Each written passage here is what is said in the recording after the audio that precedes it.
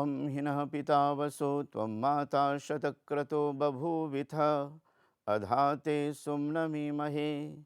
ॐ विश्वानि देव सवितर्दुरितानि परासुव यद्भद्रं तन्न आसुव। ओम शांति शांति शांति। सभी दर्शकों को सादर सप्रेम नमस्ते। आज के इस कार्यक्रम में मैं सभी दर्शकों को विशेष रूप से स्वागत करता हूं। आने वाले दिनों में हम दीपावली पर्व मनाने जा रहे हैं और दीपावली के साथ साथ ऋषि निर्वाण भी मनाएंगे। दीपावली एक प्रकाश प्रधान पर्व है और इसमें प्रकाश को अत्यधिक महत्व दिया जाता है। दीपावली दीप जमा आवली शब्द से बना है, अर्थात दिए की विशेष पंक्ति को, क्रमबद्ध पंक्ति को दीपावली कहते हैं। और दीपावली की स्थिति को देखा जाए तो उससे अनुशासन का बोध होता है और साथ साथ दीपावली के दीपक को देख करके ही मन प्रसन्न हो जाता है। अतएव दीपावली पर्व को मनाने के लिए दीपक की आवश्यकता होती है। अमावस्या के दिन ही इस पर्व को मनाया जाता है, अर्थात कार्तिक मास के जो कृष्ण पक्ष हैं उस अमावस्या तिथि में दीपावली पर्व मनाने का विधान है। और अमावस्याओं में सघनतम अमावस्या कार्तिक अमावस्या है। इसमें दीपक को जला करके अंधकार से जूझने के लिए, अंधकार पर विजय प्राप्त करने के लिए कामना की जाती है। विजय हमारे जीवन का आधार है और हम उस अंधकार पर विजय प्राप्त करके अपने दिशा को प्रकाश की ओर मोड़ देते हैं।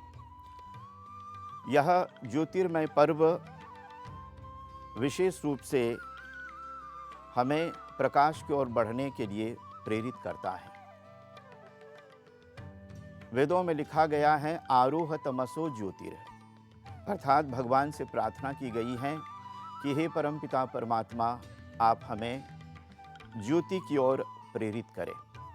हम तमस अर्थात उस अंधकार को लांघते हुए, इस अंधकार से पार करते हुए, उस अंधकार से दूर हटते हुए प्रकाश की ओर बढ़ें।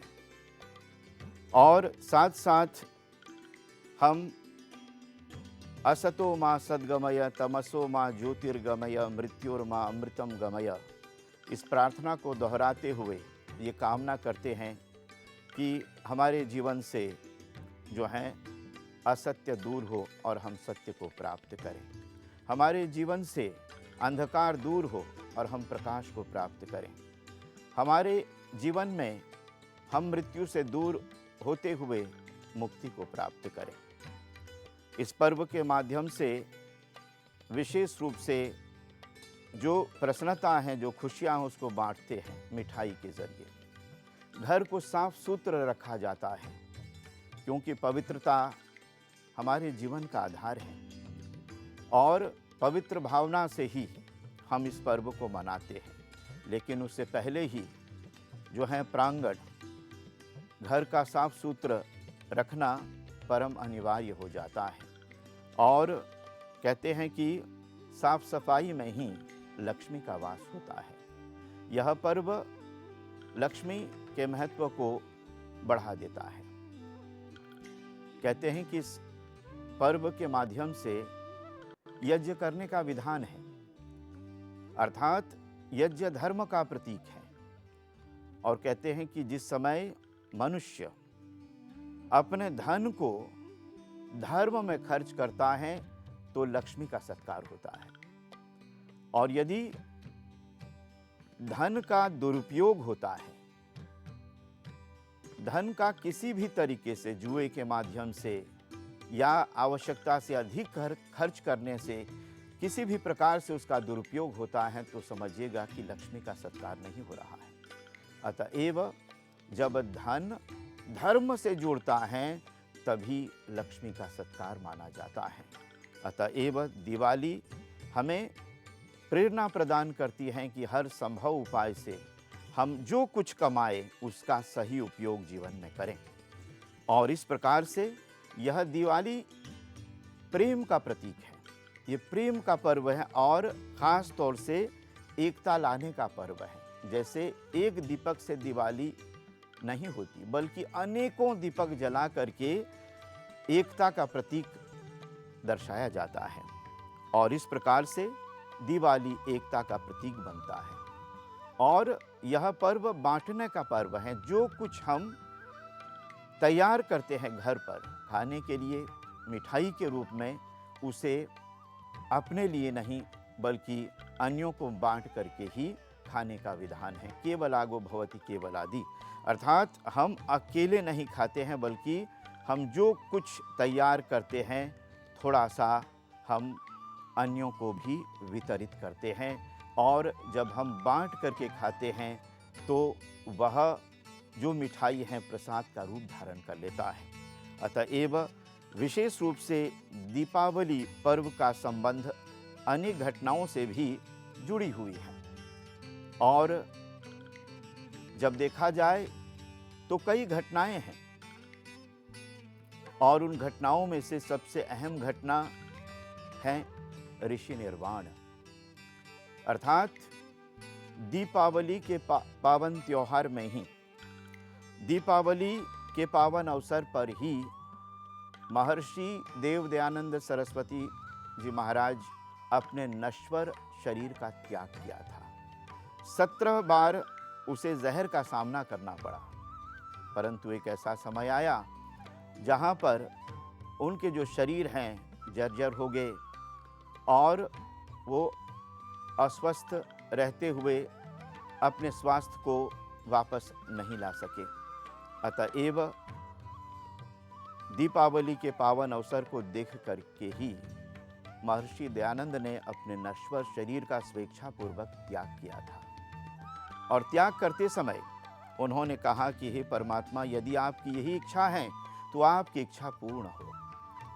महर्षि दयानंद सरस्वती जी के जीवन का उद्देश्य यही रहा कि वे वेदों के प्रकाश को पूरे विश्व में स्थापित करें, और वेदों की ज्योति जला करके ही महर्षि दयानंद ने इस संसार से विदा हो करके मानव के कल्याण के लिए बहुत कुछ कर रखा। और विशेष रूप से उन्होंने अपने जीवन में अज्ञानता को दूर करने का प्रयास किया और शिक्षा और संस्कार को स्थापित किया सबके हृदय में, और अज्ञान को हटाते हुए उन्होंने अन्याय को भी हटाने का प्रयास किया, और जो कुछ कमियां थी, जो अभाव थी, उन अभावों को दूर करने का प्रयास किया। तो हम दीपावली के शुभ अवसर पर ऋषि निर्वाण भी मनाते हैं और महर्षि दयानंद के किए हुए कर्मों को जो है अवलोकन करते हैं, उनकी चर्चा करते हैं, यज्ञ आदि अनुष्ठान के माध्यम से प्रवचन करते हैं। और हम ऐसे ऋषि को नहीं भूल पाएंगे जो संसार के लिए अपने प्राणों की आहुतियां देती हैं, जो संसार के हित के लिए वेदों के जो ज्ञान है उसका प्रचार किया और घर घर में वेद की ज्योति जला दी। अतएव उस महर्षि दयानंद के प्रति हम सदैव नतमस्तक रहेंगे। अतएव वे 59 वर्ष तक जीवित रहे और जो कुछ कार्य किया उन्होंने जन कल्याण के लिए किया।